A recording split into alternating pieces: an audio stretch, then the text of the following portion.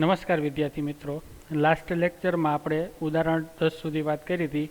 આજે ઉદાહરણ નંબર 11 થી સ્ટાર્ટ કરીશું. તો જોઈએ ઉદાહરણ નંબર 11.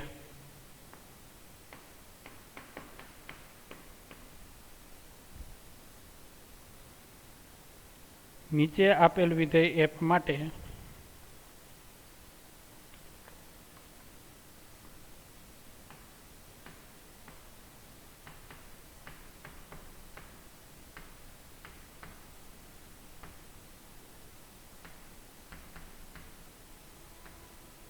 જ્યાં તે અસતત છે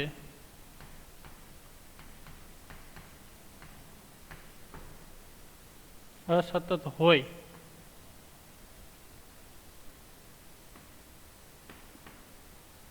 એવા તમામ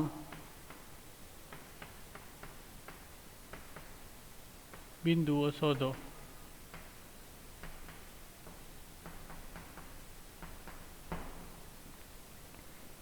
f of x is equal to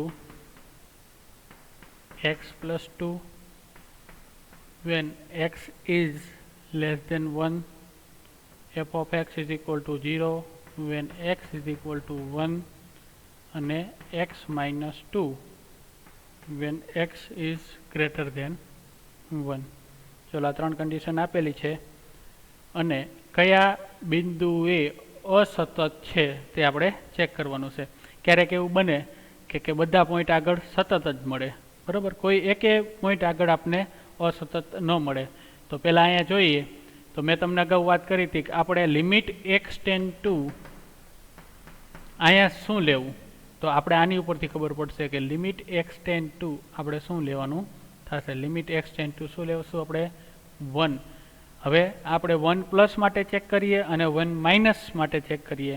જો બે માટે સમાન મળે, બરાબર, તો ત્રીજું આપણે f ઓફ 1 આગળ ચેક કરીશું, બરાબર ને. જો આ ત્રણે ત્રણ આગળ સમાન મળશે તો આપણે શું કહીશું, સતત વિધેય છે. જો અસમાન મળશે તો આપણે કહીશું અસતત વિધેય છે. ક્લિયર? તો ચાલો આપણે ચેક કરીએ.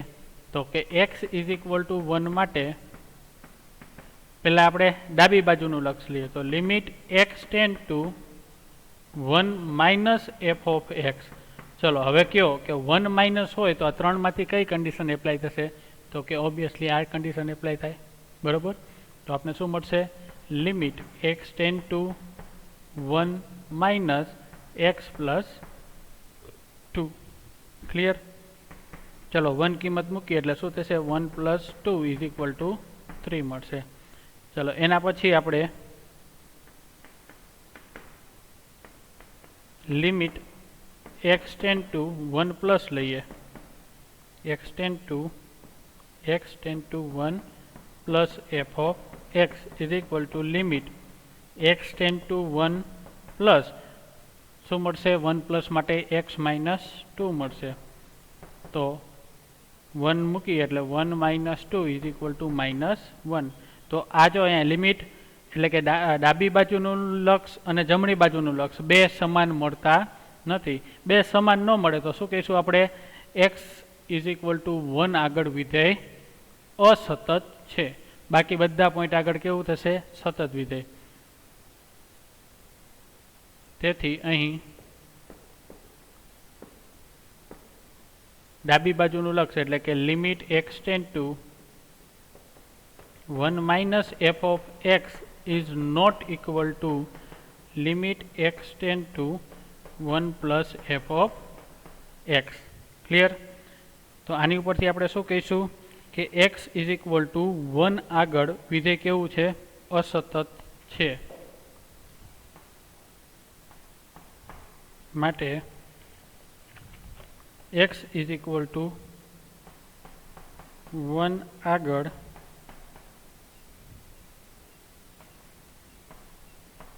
વિધેય f અસતત છે. બાકીના બધા પોઈન્ટ આગળ કેવું મળશે, સતત વિધેય મળશે. ક્લિયર? ચલો એના પછી જોઈએ ઉદાહરણ નંબર 12.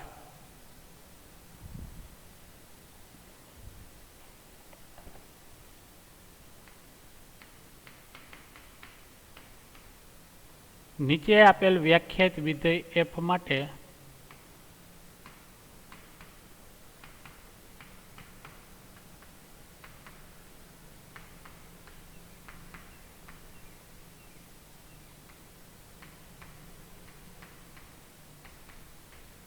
સાતત્યની ચર્ચા કરો.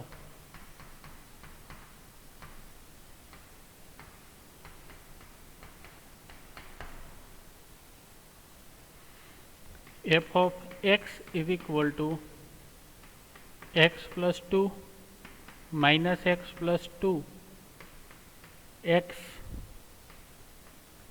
less than 0 અને x greater than 0. f of x is equal to x plus 2 મળશે ક્યારે? તો કે x છે એ 0 કરતાં નાના હોય ત્યારે. અને f of x is equal to minus x plus 2 મળશે ક્યારે? તો કે x છે એ 0 થી મોટા હોય તો. તો આપણે આની અંદર બે કન્ડિશન લેવી પડે. પહેલાં આપણે 0 માઇનસ માટે ચેક કરીએ. આના જો માઇનસ અને પ્લસ માટે નહીં ચેક કરવાનું, આના માટે બે આપણે પાર્ટ પાડવા મળશે. બરાબર? પહેલા પાર્ટ માટે સતત મળે છે બરાબર કે અસતત મળે છે? સેમ એઝ બીજા પાર્ટ માટે સતત મળે છે કે અસતત? જો 0 માઇનસ અને 0 પ્લસ લઈ શકીએ ક્યારે? તો કે x ઇઝ ઇક્વલ ટુ જો આનામાં 0 આપેલું હોત ને તો આપણે લખી શકત, પણ x ઇઝ ઇક્વલ ટુ 0 માટે આપેલું નથી. એટલે આનામાં આપણે બે પાર્ટ પાડીશું. જોઈએ.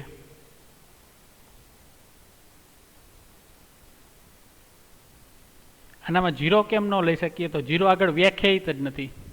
બરાબર ને? આનામાં જો તમે x ઇઝ ઇક્વલ ટુ 0 માટે લેવું હોય તો ન લઈ શકીએ, કારણ કે x ઇઝ ઇક્વલ ટુ 0 માટે અહીંયા જો f ઓફ એક્સમાં 0 માટેની કોઈ કન્ડિશન જ નથી આપેલી, એટલે આનામાં વ્યાખ્યાયિત થતું નથી. એટલે આપણે x ઇઝ ઇક્વલ ટુ 0 માટે ન લઈ શકીએ. તો આપણે પહેલાં આને બે પાર્ટ પાડીએ. તો પહેલો પાર્ટ આપણે d1 કહીએ. તો d1 પાર્ટની અંદર શું હોય છે? તો કે x belongs to in r, એક્સની વેલ્યુ રિયલ નંબરમાંથી કોઈ પણ, અને કેવી લેવાની? 0 કરતાં નાની. બરાબર? અને બીજો પાર્ટ આપણે કહી દઈએ d2 is equal two x belongs to in r, પણ x છે એ કેવો છે? 0 કરતાં મોટો. બરાબર ને? d1 અને d2 આપણે લઈએ. ચલો હવે વિકલ્પ 1 જોઈએ. વિકલ્પ 1 એટલે કે d1 માટે લઈએ. તો c કોઈ એવો લઈએ કે c belongs to in d1 હોય. આપણે જે લિમિટ એક્સટેન્ડ ટુ c લઈએ છીએ એ c આપણે કેનામાંથી લઈશું? d1 માંથી લઈશું. અને d1 ની વેલ્યુ શું ક્યાંથી ક્યાંય છે? તો કે 0 કરતાં નાની, એટલે કે માઇનસમાં બધી વેલ્યુ હશે. બરાબર ને? ચલો હવે લિમિટ એક્સટેન્ડ ટુ c માટે f ઓફ x. ચલો પહેલા વિકલ્પમાં આપણે c belongs to in d1 લીધું છે, તો આપણે f ઓફ x શું મળશે? તો કે 0 કરતાં નાનું. બરાબર? 0 કરતાં નાનું એટલે શું મળે આપણે? f ઓફ x એટલે કે x પ્લસ 2 મળશે. તો limit x tend to c x plus 2. તો c આપણે મૂકીએ એટલે શું મળશે? c પ્લસ 2 મળશે. ક્લિયર? ચલો હવે આપણે f ઓફ c મૂકીને કરીએ. અહીંયા આપણે f ઓફ c લઈએ તો c belongs to in d1 છે. d1 ક્યાંથી ક્યાં છે? તો કે 0 કરતાં નાનું. તો 0 કરતાં નાનું આપણે કેનામાં મળશે? આનામાં. તો f of c is equal to શું મળશે? c plus 2. તો હવે અગાઉ આપણે જેમ કહેતા હતા એવી રીતે limit x tend to c f of x is equal to આપણે શું મળે છે? f ઓફ c મળે છે. બરાબર ને? તો શું કહીશું? આથી વિધેય f એ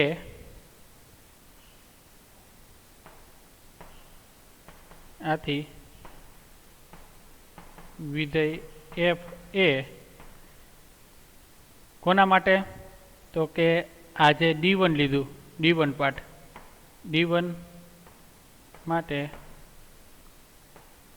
સતત વિધેય છે. ચલો એના પછી વિકલ્પ 2 જઈએ. હવે c belongs to in d2 લઈશું. સેમ ટુ સેમ આ જ આપણે પ્રોસેસ કરવાની છે. તો વિકલ્પ 2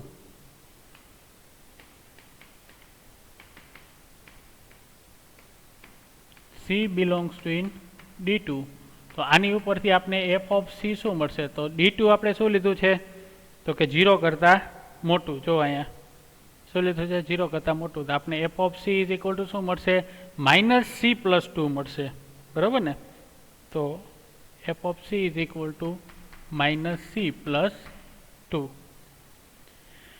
ચલો હવે limit x tend to c f of x is equal to limit x tend to c f of x શું મળશે? -x+2.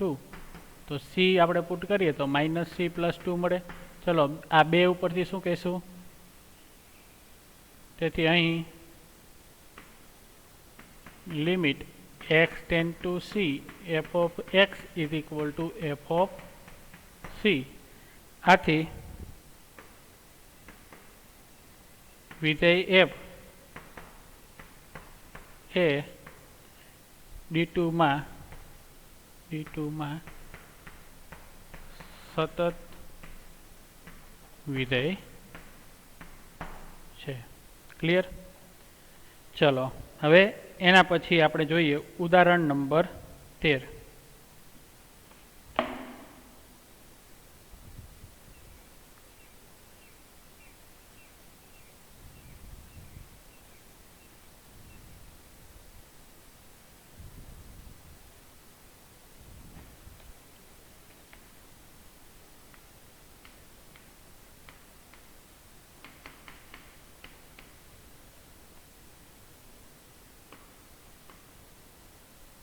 નીચે આપેલ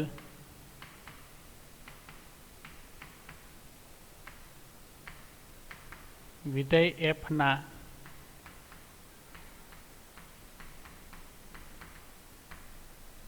સાતત્યની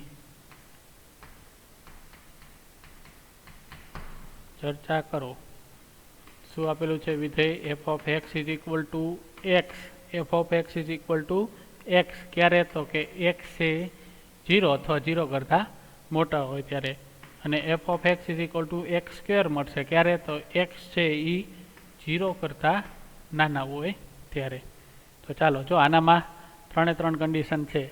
x છે 0 કરતાં નાનો હોય છે, 0 જેટલો હોય છે અને 0 કરતાં મોટો પણ હોય છે. તો આનામાં જનરલ આપણે જે મેથડ લઈ છે એ મેથડ લેવાની. તો અહીં f of x is equal two 0 માટે f of c is equal to શું મળશે? તો એ c આપણે શું લઈશું? 0. બરાબર ને? તો આનામાં આપણે આન્સર આવશે આ કન્ડિશન આવે તો શું મળશે આપને? f of 0 is equal two 0 મળશે. ક્લિયર? ચલો હવે ડાબી બાજુનું લક્ષ રહીએ. તો limit x tend to 0 f of x 0 minus માટે. તો limit x tend to 0 minus f of x શું મળશે? તો કે x² મળે. બરાબર? 0 માઇનસ માટે શું મળશે? x² મળશે. હવે આનામાં 0 મૂકીએ, 0 સ્ક્વેર ઇઝ ઇક્વલ ટુ શું મળશે? 0. અને ત્રીજી કન્ડિશન કઈ? તો કે જમણી બાજુ. તો limit x tend to 0 plus f of x માટે limit x tend to 0 plus f of x શું મળશે? તો કે ખાલી x મળશે. ક્લિયર? એટલે આન્સર શું આવશે? આનામાં પણ 0. તો આના બરાબર આપણે કહી શકીએ. તેથી અહીં limit x tend to 0 minus f of x is equal to limit x tend to 0 plus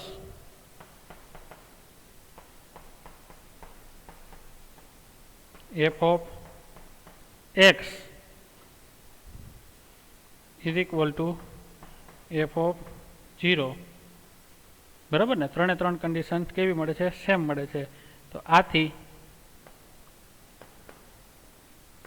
f એ 0 આગળ સતત વિધેય છે. બરાબર ને? 0 આગળ સતત વિધેય છે એટલે તેના એફ છે એ તેના પ્રત્યેક બિંદુ આગળ કેવું થશે? સતત વિધેય થશે. તો એના પછીની લાઈનમાં તમે લખી નાખો, માટે એફ વિધેય એફ એ તેના પ્રત્યેક બિંદુએ સતત વિધેય છે.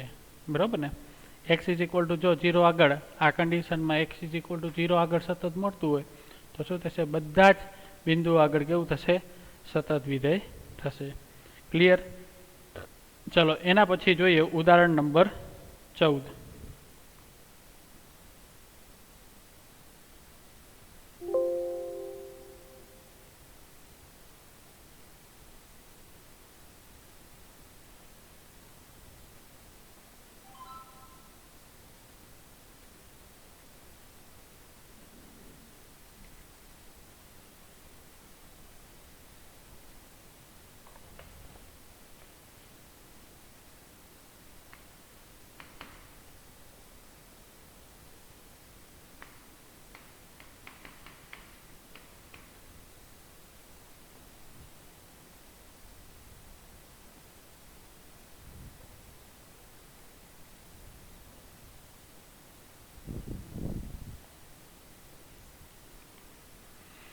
સાબિત કરો કે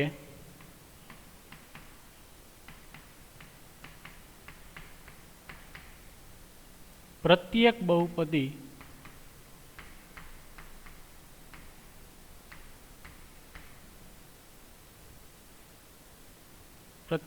બહુપદી વિધેય સતત છે. શું સાબિત કરવાનું છે આપણે? કે પ્રત્યેક બહુપદી છે એ સતત વિધેય છે એવું આપણે સાબિત કરવાનું છે. તો આપણે બહુપદી વિધેય કોને કહીશું? તો આપણે ખ્યાલ છે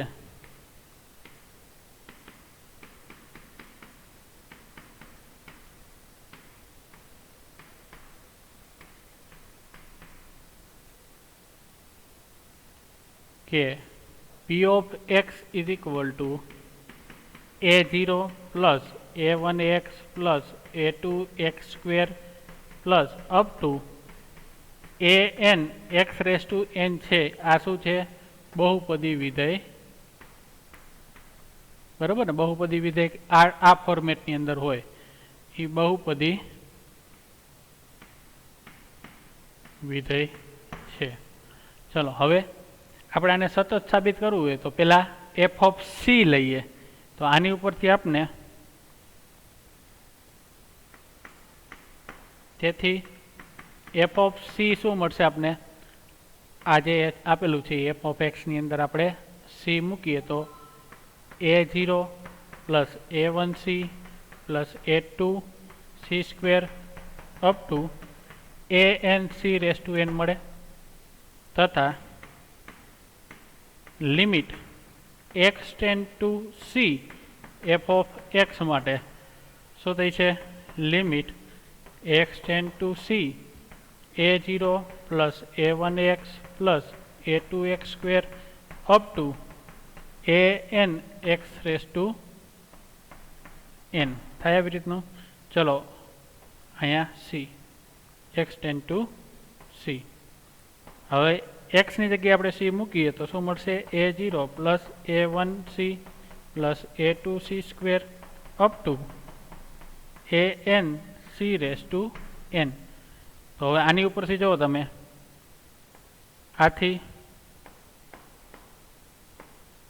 limit x tend to c f of x is equal to શું મળે છે? f of c.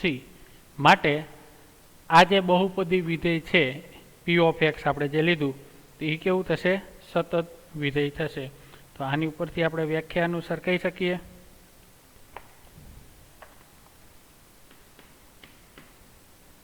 તેથી p વિધેય p એ c આગળ સતત વિધેય છે, બરાબર ને? આપણે જે પી ઓફ એક્સ લીધું એ કેવું થશે? સતત વિધેય થશે. એટલે ટૂંકમાં તમારે આ ખાલી એમસીક્યુમાં પૂછાયેલો ક્વેશ્ચન છે કે પ્રત્યેક બહુપદી છે એ કેવી હોય? સતત હોય, અસતત હોય? તો જ્યાં બહુપદી આવતી હોય ને એ બહુપદી હંમેશા કેવી જ હશે? સતત જ છે. ક્લિયર? કોઈ તમને આગળ આપણે એક્ઝામ્પલ જોયા તો એ તમને આગળ ખ્યાલ નહોતો બહુપદી છે કે નહીં, પણ જ્યાં જ્યાં આપણે ઉદાહરણ આગળના જોઈએ એનામાં જો બહુપદી જ્યાં બધે આવતી હતી ને એ બધી સતત જ મળશે, બરાબર ને? તો આપણે એટલું ધ્યાન રાખશું કે પ્રત્યેક બહુપદી છે એ કેવી? સતત વિધેય છે. ક્લિયર? ચલો એના પછી ઉદાહરણ નંબર 15 આવે છે, પણ 15ને અત્યારે આપણે સ્કીપ કરીએ કારણ કે જે આપણે સ્વાધ્યાય 5.1 ની અંદર એના જેવું એક ઉદાહરણ દાખલો છે તો એ બે દાખલા આપણે સાથે જોઈ લઈશું. ક્લિયર? ચલો એના પછીનું સતત વિધેયોનું બીજ ગણિત છે એ આપણે હવે નેક્સ્ટ લેક્ચર ઉપર રાખીએ. આજે આપણે એટલું રાખીએ. નેક્સ્ટ લેક્ચરમાં મળીશું ત્યારે સતત વિધેયોનું બીજ ગણિત જોઈશું. એકદમ ઇઝી દાખલા છે, બરાબર? એની અંદર હવે ઉદાહરણ 17, 16, 17, 18 અને 19 અને 20 છે, તો એ આપણે નેક્સ્ટ લેક્ચરમાં મળીએ ત્યારે કમ્પ્લીટ કરીશું. ચલો આજે એટલું રાખીએ, નેક્સ્ટ લેક્ચરમાં મળીએ. Okay, bye bye. Thank you everyone.